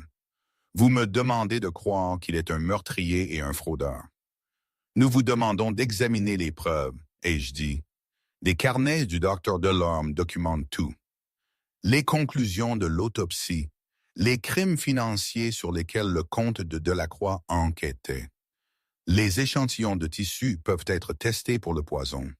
La vérité est soit si vous êtes prêt à regarder. Et vous dites que Dubois vous a déjà menacé, tenté de vous empêcher de vous manifester. Il a avoué 2 meurtres. Il a menacé la vie de Mademoiselle Perrin. Il a des associés à la gendarmerie qui l'ont aidé à couvrir ses crimes. Julien a gardé sa voix calme, professionnelle. Je comprends que vous puissiez avoir des liens personnels avec Dubois, des considérations politiques qui rendent cela difficile, mais la justice n'est pas négociable. Mon père mérite la vérité. Le docteur Delorme mérite d'être reconnu pour son courage et les personnes que Dubois a fraudées méritent réparation. Mallard l'a regardé fixement. Vous ressemblez à votre père. Il était assis sur cette même chaise il y a 8 ans, me parlant d'irrégularités financières à la Banque Royale. Je lui ai dit qu'il n'avait pas assez de preuves pour une poursuite. Je lui ai dit de recueillir plus de preuves avant de porter des accusations. Il a fait une pause. 2 semaines plus tard, il était mort. J'ai toujours me demandé si j'aurais dû écouter plus attentivement. Vous avez une chance de corriger cette erreur, ai-je dit calmement. C'est vrai, mademoiselle Perrin, c'est vrai. Mallard s'est levé, rassemblant les carnets. J'aurai besoin de temps pour examiner ce matériel en profondeur. Je ferai tester les échantillons de tissu par un laboratoire indépendant. Et j'aurai besoin de vous 2 pour faire des déclarations formelles, des récits détaillés de tout ce qui s'est passé. Combien de temps? A demandé Julien. 1 semaine peut-être. Je veux construire un dossier solide. Dubois aura des avocats coûteux, des alliés politiques. Nous devons être absolument certains de nos preuves avant d'agir. Nous n'avons peut-être pas 1 semaine. Dubois sait que nous avons trouvé les carnets, il sera désespéré. Alors je vous suggère de vous rendre tous les 2 en sécurité, quelque part où il ne pensera pas à chercher. Avez-vous de la famille en dehors de Lyon? J'ai secoué la tête. Ma mère est morte quand j'étais jeune. La famille de mon père est toute à Lyon. J'ai un domaine, a dit Julien lentement. Au château de Saône, isolé, facilement défendable. Nous pourrions y aller, tous les 2. Il a senti mon regard sur lui, vif de compréhension. Voyager ensemble, célibataires, vers un domaine isolé. Cela détruirait ce qui restait de ma réputation si cela venait à être connu. Mais la réputation ne signifiait rien si nous étions morts. Faites-le, a dit Mallard. Prenez quelques serviteurs de confiance, absolument. Ne dites à personne où vous allez. J'enverrai un mot quand il sera sûr de revenir. Nous avons quitté Lyon cet après-midi-là, emmenant mon père avec nous malgré ses protestations. Julien avait été catégorique. Si M. Antoine Dubois était prêt à assassiner pour protéger ses secrets, il n'hésiterait pas à utiliser le Dr Perrin comme levier. Le voyage vers le nord a duré 6 heures en calèche. Nous avons voyagé en silence la plupart du temps, chacun perdu dans ses pensées. Je somnolais par intermittence, ma tête reposant contre la vitre de la calèche, l'épuisement me gagnant enfin. Julien me regardait dormir et essayait de ne pas penser à ce dans quoi il m'avait entraîné. Essayait de ne pas calculer les chances de survie, la probabilité que la portée de Dubois s'étende même jusqu'à Saône. Essayait de ne pas reconnaître la certitude croissante que quelque part dans les 3 derniers jours, il était tombé entièrement, irrévocablement, dans quelque chose qu'il avait juré de ne plus jamais ressentir. Le château de Saône était moins un château qu'un manoir fortifié, tout en pierre de Bourgogne et fenêtres à une meurtrière. Il était perché sur une colline surplombant un lac, dramatique et isolé à parts égales. Le personnel était minimal, un gardien et sa femme, un jardinier, des gens qui avaient servi la famille de Julien pendant des décennies et à qui on pouvait confier des secrets. Nous nous sommes installés dans une étrange domesticité. Des jours passés à examiner les carnets du docteur Delorme, documentant tout, se préparant à la bataille juridique à venir.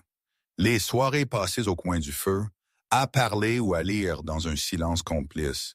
Je me suis intégré à l'endroit comme si j'y avais toujours appartenu.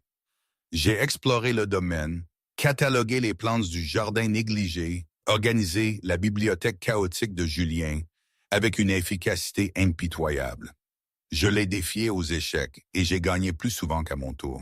Je l'ai fait rire, quelque chose qu'il avait oublié qu'il pouvait faire. Mon père nous observait tous les deux avec une expression que Julien ne pouvait pas tout à fait interpréter. « Vous tenez à ma fille », a dit mon père un soir, coinçant Julien dans la bibliothèque. Ce n'était pas une question. « Oui, a dit Julien, pas la peine de mentir, elle a traversé beaucoup de choses à cause de votre enquête. Je sais, je suis désolé.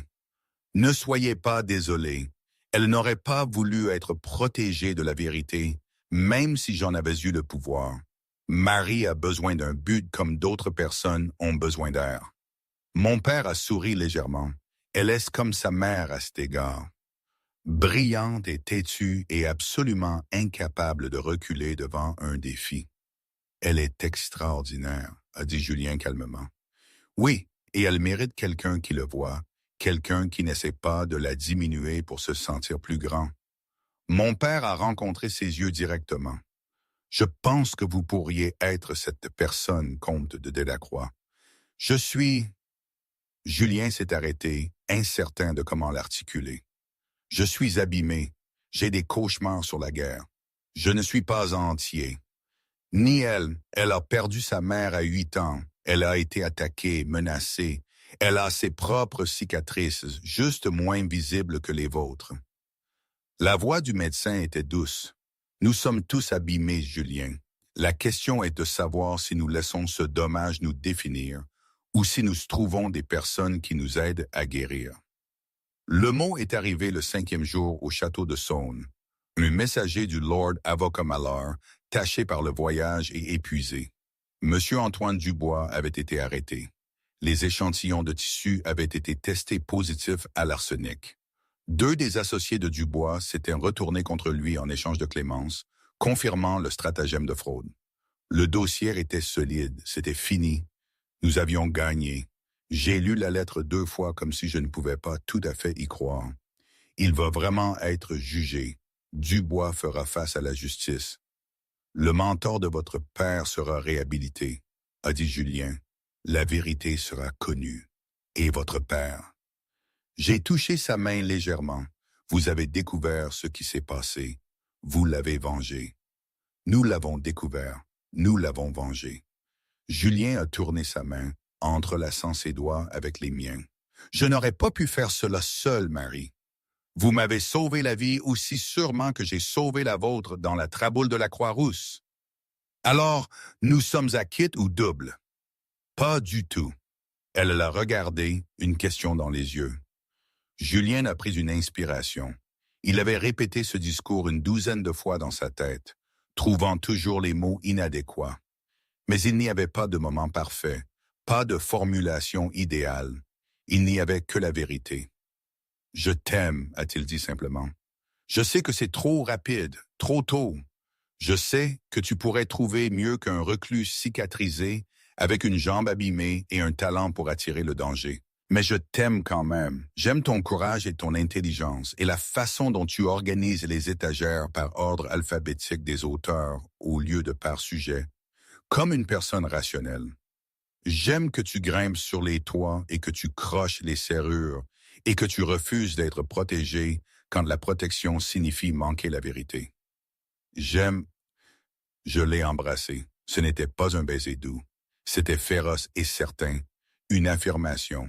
Et quand je me suis reculé, mes yeux brillaient de larmes. Tu parles trop, ai-je dit, et tu as tort sur une chose. Je ne pourrais pas faire mieux. Je ne veux pas mieux. Je te veux. Cauchemars et cicatrices et tout. Je veux un partenaire qui me voit comme son égal, qui n'essaie pas de me protéger des difficultés. Je veux l'homme qui est resté à côté de mon lit toute la nuit pour s'assurer que j'étais en sécurité. Je veux l'érudit qui comprend que le savoir vaut la peine d'être combattu. Je veux... Maintenant, c'était son tour de m'embrasser, de verser dans ce baiser tout ce qu'il ne pouvait pas articuler. Gratitude et désir et le pur soulagement d'être vu, vraiment vu par quelqu'un qui ne reculait pas devant son obscurité. Quand nous nous sommes finalement séparés, tous deux haletants, mon père s'est raclé la gorge depuis l'embrasure de la porte. Je vais supposer, a-t-il dit sèchement, que des félicitations sont de rigueur. J'ai ri lumineuse et sans complexe. Si vous êtes sur le point de me faire le discours sur les intentions envers ma fille, père, autant que vous le sachiez, j'ai l'intention de l'épouser, quoi que vous disiez. J'avais compris que tu es la fille de ta mère. L'expression de mon père s'est adoucie. Je ne m'y oppose pas, bien que j'insisterai sur une période de cours assidu, au moins pour les apparences. Et Julien, si vous lui faites du mal, j'ai une connaissance approfondie de l'anatomie et je peux faire en sorte que votre mort semble entièrement naturelle. Notez, a dit Julien, absolument sérieux et acceptant, je ne me souviens pas de la cérémonie de notre mariage elle-même. C'était un mariage. Discret, au château de Saône, quelques amis, mon père. Je crois que le soleil brillait, ou peut-être pas. Ces détails s'estompent face à l'énormité de ce qui a suivi. La vie, notre vie. Nous nous sommes installés dans une jolie maison en Presqu'île, près de l'université où Julien enseignait et de l'hôpital où j'assistais mon père. Une période s'est écoulée, oui. Le procès de M. Antoine Dubois a eu lieu, la salle d'audience bondée pour son jugement. J'étais assise à côté de Julien dans la galerie, regardant le juge prononcer une sentence qui mettrait effectivement fin à la vie de Dubois. Transport vers les colonies, confiscation de tous ses biens, disgrâce, justice, imparfaite mais réelle. Devant le palais de justice, les journalistes réclamaient des déclarations. Julien a donné un bref commentaire formel sur la vérité et la responsabilité. Je n'ai rien dit, me contentant de prendre son bras alors que nous traversions la foule. Nous étions déjà mariés, depuis 3 mois. J'avais insisté pour garder mon nom de jeune fille professionnellement, un petit scandale qui amusait Julien et consternait les matrones de la bonne société lyonnaise à parts égales. Je m'en fichais. J'étais trop occupé à assister mon père dans sa pratique, trop occupé par les textes d'anatomie que Julien continuait de m'acheter, trop engagé dans la vie pour me soucier des opinions de gens qui n'avaient jamais escaladé un toit, ni crocheté une serrure, ni risqué leur vie pour la vérité. « Où allons-nous » a demandé Julien alors que nous atteignions notre calèche. « La maison, Tupéson. » ai-je dit. « Je veux vérifier le jardin. Je pense que les roses se remettent enfin de décennies de négligence. » Métaphore, évidemment. J'ai souri à Julien, le sourire secret que je réservais pour les moments où nous étions seuls. Et aussi littéralement, je veux vraiment voir les roses. Le trajet de retour à notre maison, nous avions pris une place en Presqu'île, près de l'université où Julien enseignait et de l'hôpital où j'assistais mon père, a pris 20 minutes, assez longtemps pour que je puisse revoir la journée, ressentir la satisfaction d'une fin. Dubois avait été condamné. La fraude avait été exposée. Le courage du docteur Delorme avait été reconnu à titre posthume. Le défunt comte avait été disculpé. Et j'avais trouvé, au milieu du danger et du mystère, quelque chose que je n'aurais jamais pensé chercher. Un partenaire qui me comprenait, qui me défiait, qui m'aimait non pas malgré mon originalité, mais à cause d'elle. À quoi penses-tu? A demandé Julien, observant mon visage. Que je suis contente de m'être réveillé dans ton lit sans aucun souvenir de la nuit précédente. Il a ri, surpris. C'est une phrase que je ne m'attendais jamais à entendre de ma femme. Et pourtant, c'est vrai. Si je n'avais pas été attaqué, si tu ne m'avais pas amené chez toi, nous ne nous serions jamais rencontrés. J'aurais vécu toute ma vie sans savoir que tu existais. J'ai entrelacé mes doigts avec les siens. Je n'échangerai pas ce que nous avons pour quoi que ce soit. Pas même l'horreur de ces premiers jours. Pas même la partie où nous avons failli mourir plusieurs fois. Surtout pas cette partie. Cela prouve que nous travaillons bien sous pression, une qualité essentielle dans un mariage. Précisément. Nous sommes arrivés à la maison pour trouver une lettre qui nous attendait.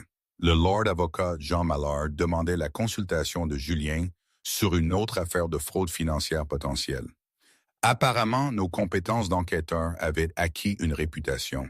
« Allons-nous y aller ?» a demandé Julien, brandissant la lettre. J'ai lu par-dessus son épaule, cataloguant déjà mentalement ce dont nous aurions besoin. Des dossiers, des témoins, ce mélange particulier d'entêtement et d'intelligence qui nous avait si bien servi. « Oui », ai-je dit, mais après avoir vérifié les roses. Marché conclu. Dans le jardin, les roses se remettaient en effet, des pousses vertes perçaient le sol, des boutons se formaient sur des tiges qui avaient semblé mortes quelques mois auparavant. Avec soin et attention, elles fleuriraient à nouveau. J'ai touché un bouton et un développement doucement, pensant aux secondes chances et aux nouvelles croissances, à comment parfois il fallait couper le bois mort avant que la beauté ne puisse revenir. À comment se réveiller sans mémoire pouvait parfois être le début d'une histoire qui valait la peine d'être retenue. Julien est venu se tenir à côté de moi, sa main posée sur mon épaule. Nous nous sommes tenus ensemble dans la lumière du soir, regardant les roses se préparer à fleurir, sachant que demain apporterait de nouveaux mystères, de nouveaux défis, de nouvelles opportunités de chercher la vérité ensemble. Mais c'était demain. Ce soir, nous avions cette paix et les roses et l'un l'autre. C'était suffisant. C'était tout. Et je me demande toujours, parfois, si j'aurais pu trouver une autre voie, moins périlleuse. Mais qu'auriez-vous fait, vous? La vie nous jette dans des situations, et parfois, on se rend compte que le plus grand danger peut aussi mener au plus grand des bonheurs. C'est le paradoxe de l'existence, je suppose. Ça ou la folie, et je crois que nous avons choisi le moindre des deux mots.